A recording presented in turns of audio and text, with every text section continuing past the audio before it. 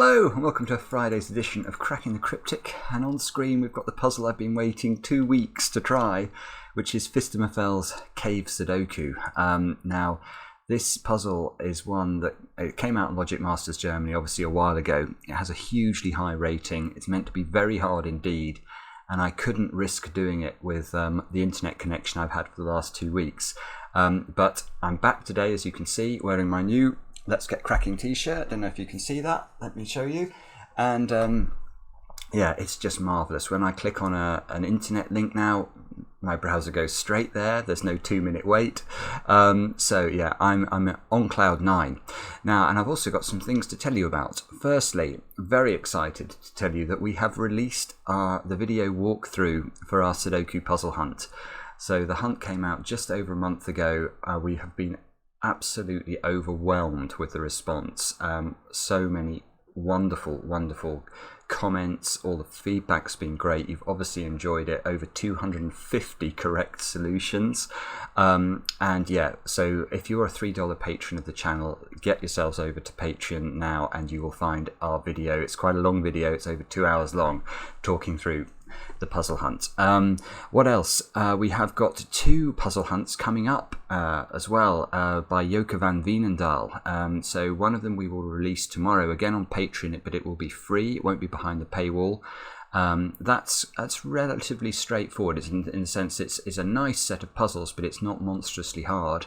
And yeah, it's probably suitable for anybody with a puzzle mindset. I'm not going to say it's suitable for kids, because I think for some kids, I mean, some of the kids who write emails to us containing puzzles are clearly, you know, sort of genius level, and they will have no problems with any puzzle hunt.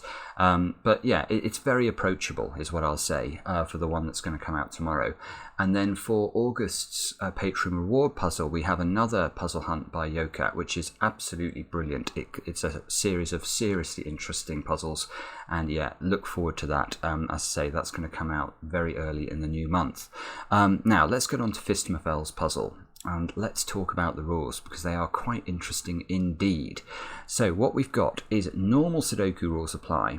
In addition, some cells must be coloured grey so that all grey cells, the walls, are orthogonally connected to the edge, and all other cells form an orthogonally connected area, which is called the cave. Each yellow marked cell is inside the cave, and the digit inside indicates how many cells belonging to the cave can be seen in horizontal and vertical directions. The clue cell itself is counted for this number, and walls obstruct the view. Okay, the digit in some of the clue cells has yet to be determined, and not every possible clue cell is given. In an orthogonally connected area of grey cells, no digit may repeat, and 2x2 blocks of either cave or wall are possible. Now that all sounds extremely complicated, but Fistermaphel is kind enough to provide us with an example puzzle, admittedly only 6x6 rather than 9x9.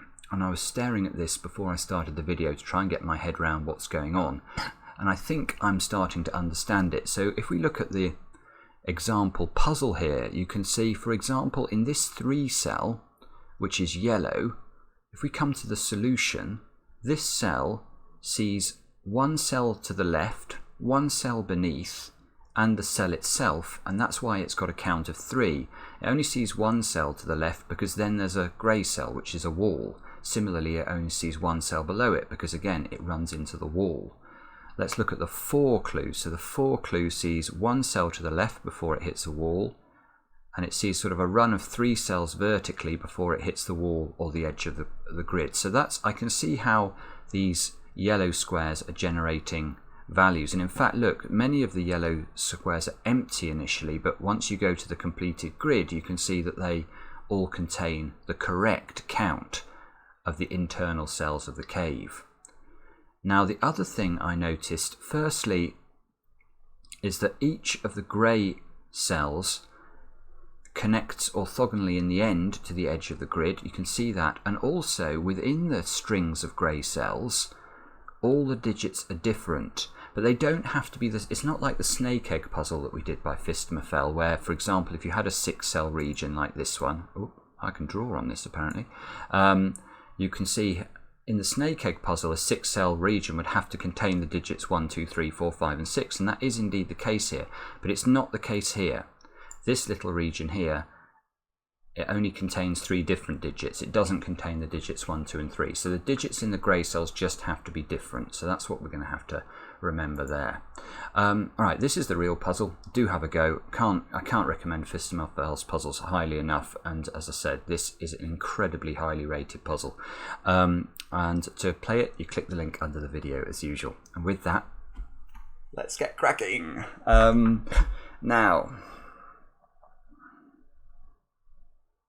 Now, how shall we get cracking? Right, okay, let's look at this square. Can this square be yellow? And the answer is clearly no, because if I turn this square yellow, now how many cells does this yellow square see? It sees 1, 2, 3, 4, which would mean this would have to be a 4. Well, it's not, so this must be grey.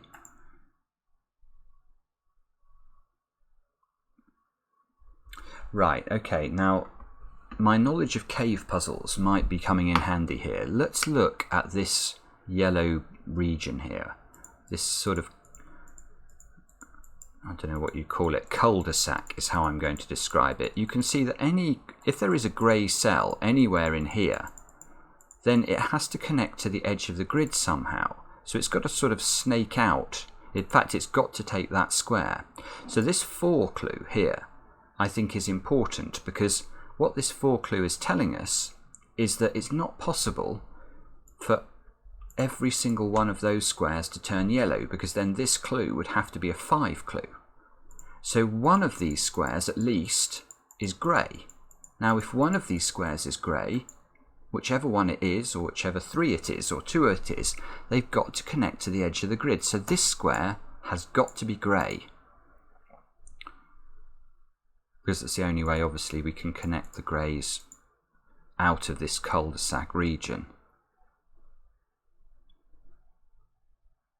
Maybe a bit of Sudoku. One of those has got to be a 3. One of these has got to be a 3.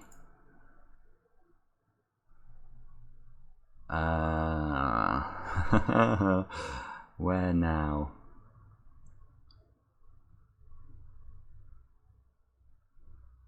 Oh, there's some vicious logic here. There is, yeah, okay. Let's have a look at this 3 clue. This is some very, very nasty logic, but it's going to be helpful, I think, because let's think about this square. Can this square be yellow? I'll turn it yellow and we can have a look. Now you can see the effect of turning this square yellow is it completes this 3 region now.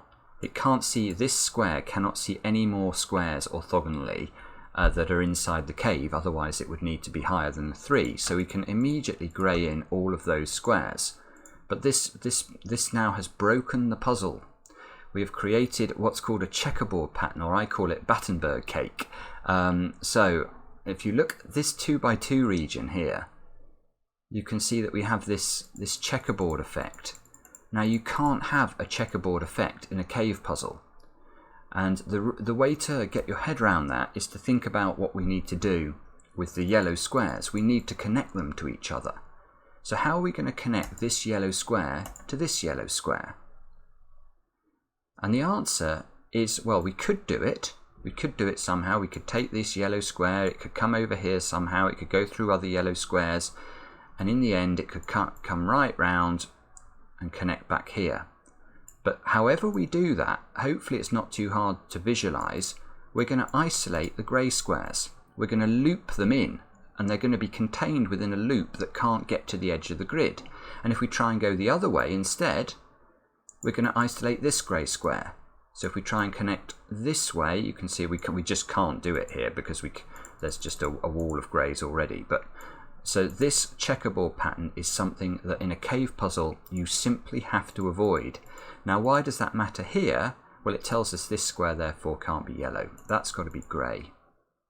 And we must avoid a checkerboard pattern. So now look at this 2x2 arrangement. If we make this grey, we've got a checkerboard. So let's turn this yellow. This same thing again. This square also has to turn yellow. Oh, but now this is broken. Oh no, it's not broken because this... Oh, hang on a minute. Let me just unwind a bit. I've got to remember this. So, it's only yellow clues that are correct for the purposes of this internal count of the cave. So I'm going to have to differentiate from cells that are in the cave but are not yellow clues. So I'll make both of these squares have to be in the cave, but if I make them yellow, I'm going to confuse myself. I'm going to make them orange.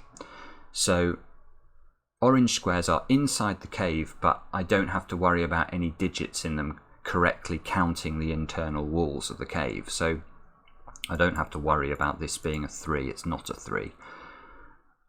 Or at least it needn't be a 3. Now look at the grey square here. This grey square has to connect to its friends, so it's got to go this way. One of these two at least will have to be grey. And in fact, 1, 2, 3, 4, 5, 6. Oh, yeah. In fact, look, we need to think about how this square here connects to the edge of the grid. What are its options? Now, in fact, I don't think it has any options. I just don't think it can get to the west end of the grid. If we try 1, 2, 3, 4, 5, 6, 7, 8, 9, 10. Impossible. So the only way, or the only edge that this square can get to is the bottom edge. 1, 2, one of these two is 3, 4, 5, 6, 7, 8, 9. It's forced. It's an exact count. The only way this square connects to the edge of the grid is exactly, it's got to take exactly those squares. There are no degrees of freedom. One of these two squares is going to be grey, and that's going to create a 9-cell region that will then have to contain every digit 1 to 9. This is incredibly constrained now, because now this grey region cannot have another grey cell orthogonally connected to it, otherwise it will be bigger than a 9-size region. It will have to contain more than the digits 1 to 9, which it can't. So all those squares have got to turn orange. All of those squares turn orange, and suddenly the puzzle might be a little bit easier than it was. This 2 is now done because it sees one square internally, so it must be surrounded by greys. Avoid Battenbergs, that's got to be grey. Avoid Battenbergs, that's got to be grey.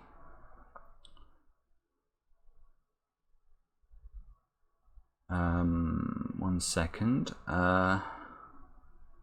This 3 is done now. It sees 1, 2, 3, so we must bound it on both sides with grey. Avoid a Battenberg, that's grey.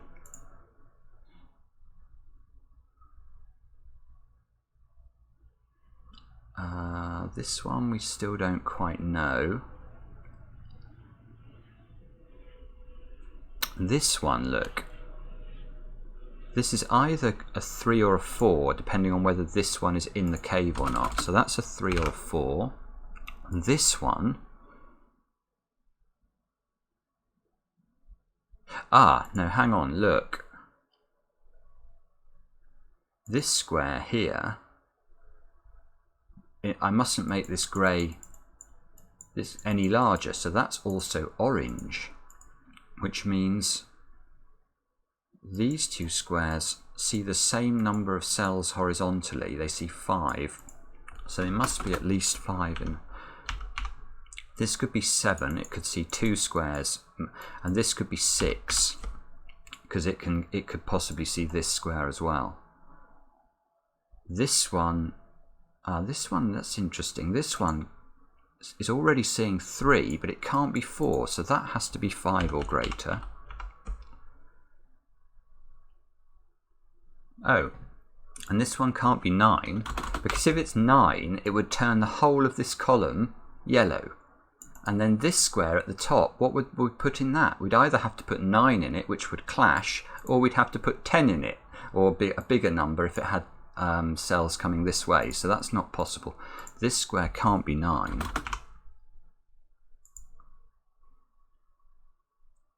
Okay.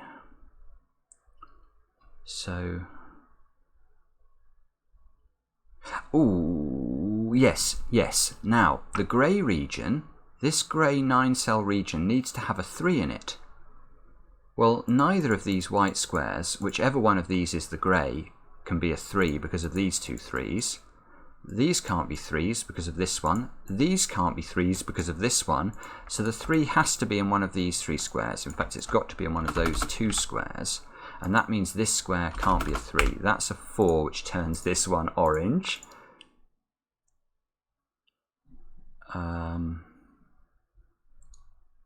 This one now is already seeing 6 squares, so it can't be 5. So this is... now look, we can go further. We can go further. This can't be 6. If this is 6, this one has to be 5, and now these two are both already seeing their maximum, their actual count. This is seeing 6 with this one, and this one's already seeing 5, so we'd have to put 2 grey squares there, and this poor old 4 is actually only seeing a count of 2. So this is not 6, this is 7, which means that one turns orange. The 4 is complete, so this one turns grey. The 5 is now bounded, so this one becomes a 5. This one, that can't be a 5 now. Oh, it can't be a 5. This is 6, 7, or 8. I still don't think we know about this bottom right-hand corner. We may do, I'm just not spotting it. So, but if this is 6, 7, or 8, you can see it can't take any horizontal squares. So if it was taking this one, 1, 2, 3, 4, it still has to take both of those. So both of those turn orange.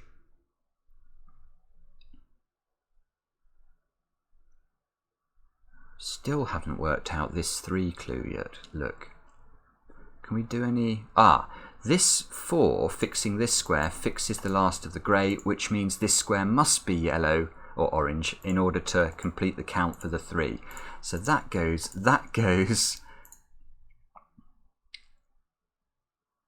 this square perhaps now. Because this square is already seeing 6 cells horizontally, and it can't be a 6, so it must be a 7, 8, and a 9. And that means this square must also turn...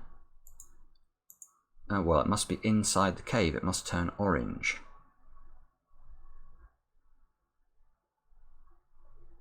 It's just a gorgeous, gorgeous execution of the idea yet again from Fistermaphel, isn't it? I absolutely love these puzzles where he combines a classic pencil puzzle with Sudoku, because he doesn't just have a go at it. He sort of perfects the form first time. I mean, it's just absolutely stunning.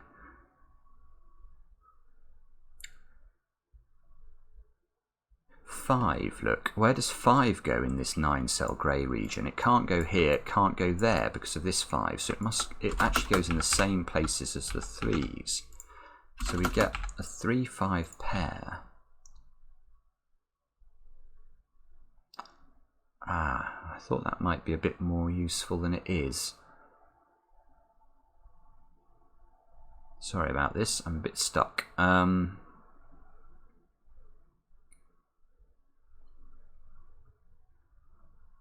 I am completely stuck. This square? This is a yellow square, so this can't be 3 or 4, and it's already seeing 3 squares, so it's got to grow. So this has to be at least 5. 1, 2, 3, 4, 5.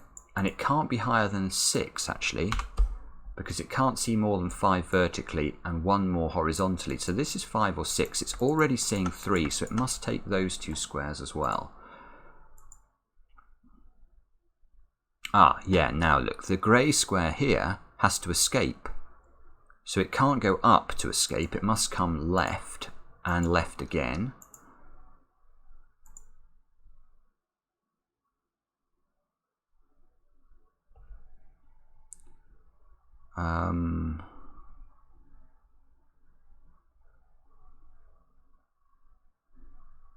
So now what's going on?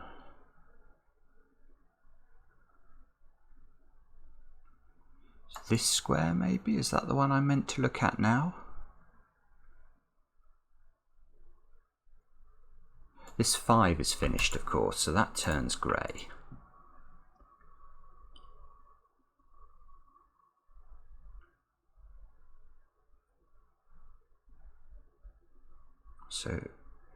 So now there's a...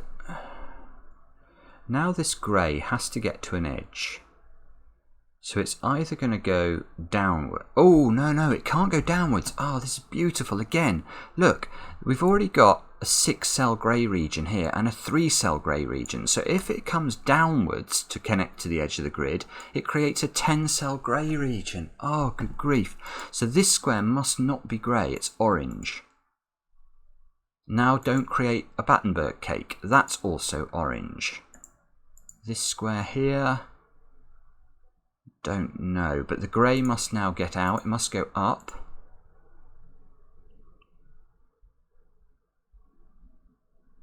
Now, we can, this is brilliant. This little 2 down here. Watch the effect of this puzzle on this puzzle now. It's on this grey region. How does this grey region hit an edge? It's got a, basically, it's got a choice. It's got a binary choice. It's either going to come and hit the west edge by taking this square. That's one possibility. Or it's going to come north, and in that case it's going to take those 3 squares to hit the north edge. Now, if it's done this, how does this square, this yellow square here, connect to its friends? It can connect to its friends by coming this way. But what would we put in this square then? It would have to be a 2, and that will clash. Oh my goodness. So in fact, this does not... Well, it definitely comes out that way, that's for sure. Which means this square now... This square can't be a 3, because there's a 3 in the row. So this must be a 2, which fixes that one as grey. Holy moly.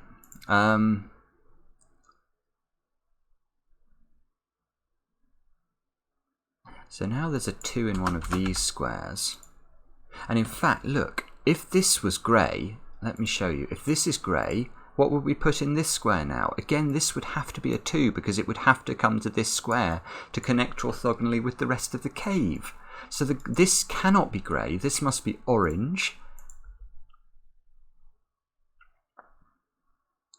Don't create a Battenberg. Don't create a Battenberg. That's orange.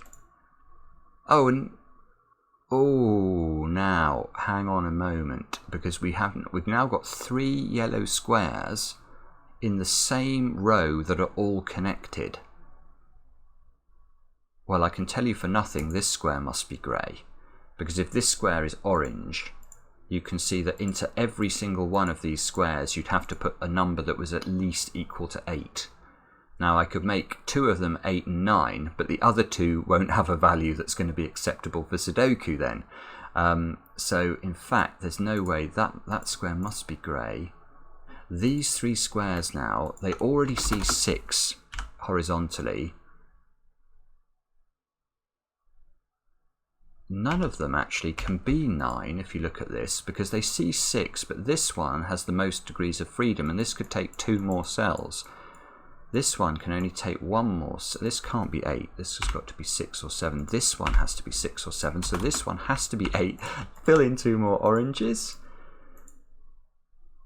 Ah, this is 7 here in fact, so that becomes a 6, that becomes a 7. Fill in another orange.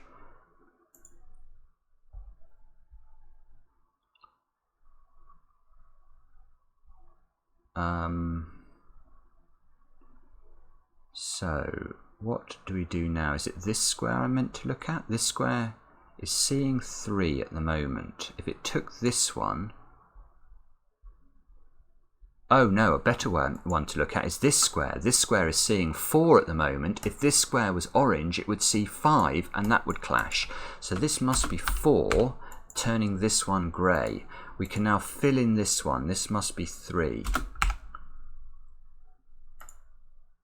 That means that's not a 3.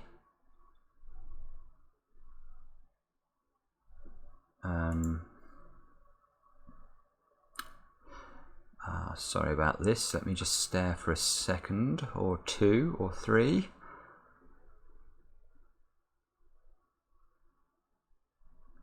So this one's 6, so that one must turn grey.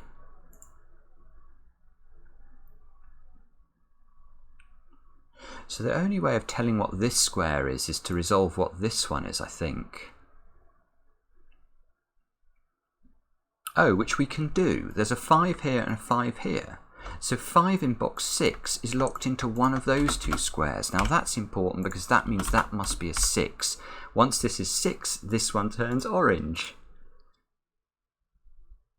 Don't create a Battenberg, so that one's got to be grey.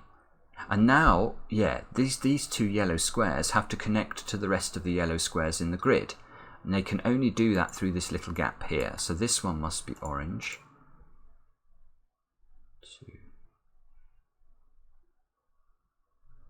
This square can't be 3, 5, 6, 7 or 8. And it obviously can't be 9, so it must be 2 or 4.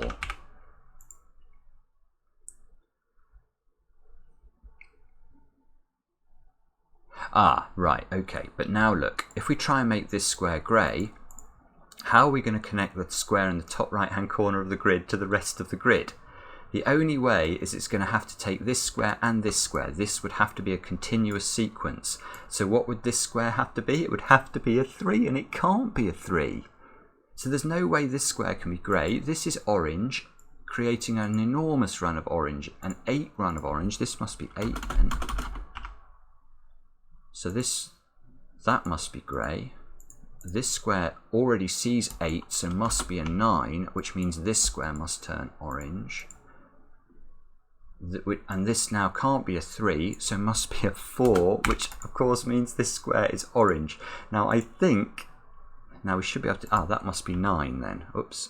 Because it sees 9 horizontally. And I think this is the solution to the cave puzzle. I mean, that's only taken me 27 minutes to do the cave puzzle. I haven't even started on the Sudoku yet. What a puzzle. Just sublime. I really, really do hope you guys are enjoying this as much as I am. It is just stunning. 6s, look, we can place a 6 here. We can, 3, that's a 3 just by Sudoku. 4 must live in one of those two squares. 3 must live in one of these two squares by Sudoku. 2, we've done 2. 7, 6, 3, 5, look. 5 must be in one of those two squares.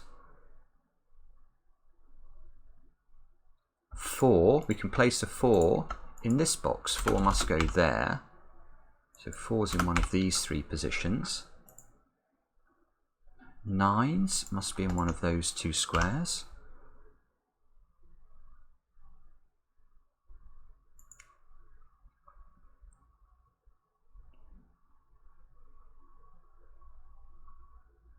Hang on, look at this.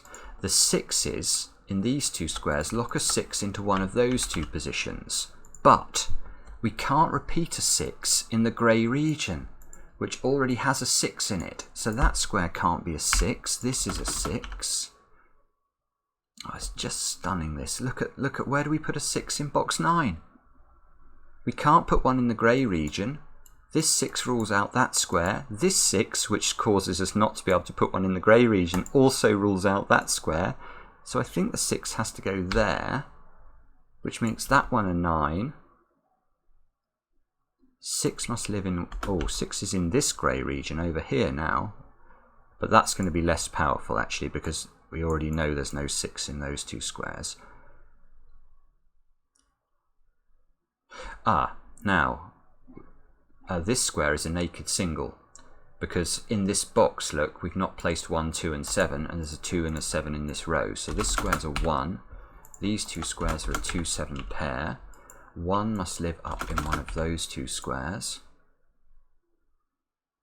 3 must be in one of these two squares by Sudoku. That's these 3's interacting. In row 8 of the grid we need to place 8 and 9, and we can't, but we can pencil mark it, so let's do that.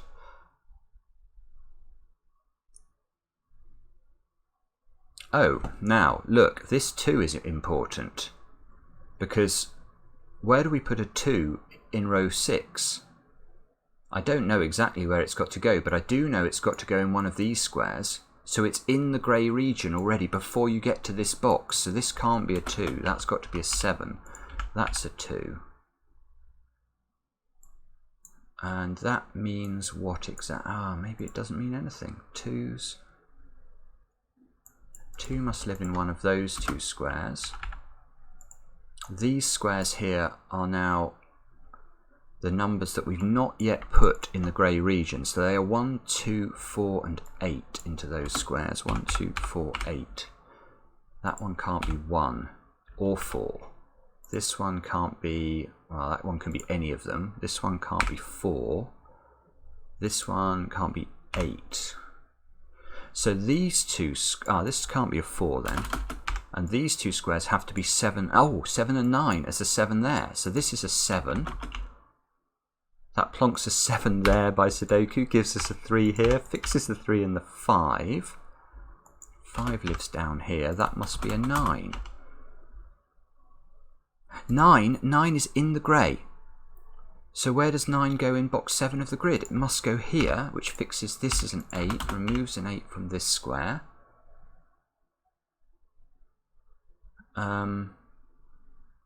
2. Where does 2 go in box 8? This 2 forces it to go there, I think. Which means those 2 squares are 1 and 9 to complete the box. This isn't a 2 anymore. This is a 1-6 pair. This is a 5-8 pair. None of which is resolvable quite yet, but still.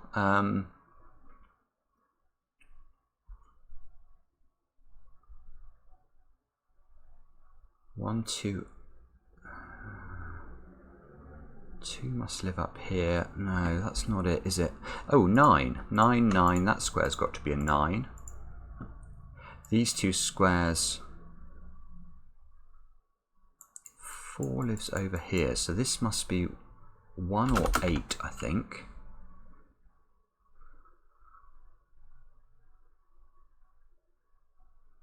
Four in this box. Oh, 4 in this box is placeable there, just by Sudoku. That fixes the 5. 5 lives in one of these 2 squares. Now this must be important, because now we need 2. This has got to be 7 or 8. This is 2, 7 or 8. 4 is fixed into this square now by Sudoku. This square therefore is a 1, 8, meaning this one is a 7.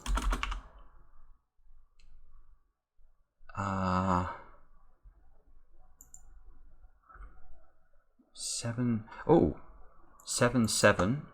So this must be a 7, fixing this as a 5. 7 lives in one of those 2 squares. 5 I don't know about yet. 1,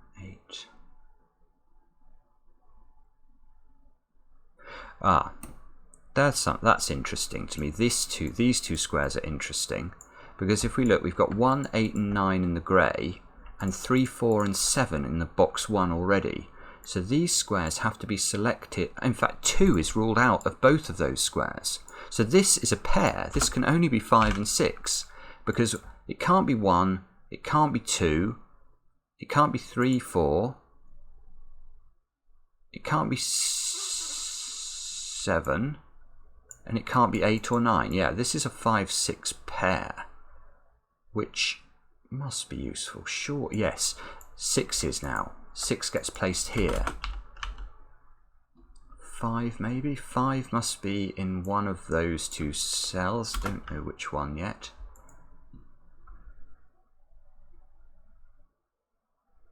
Five though. This 5 rules 5 out of the rest of the grey, so this can't be a 5 in fact. Which means this is a 5. Which means this is a 7 and this is a 4, if I trust my pencil marking. Which means this is a 7 and this is a 5. Oh my goodness. This can't be a 4 anymore.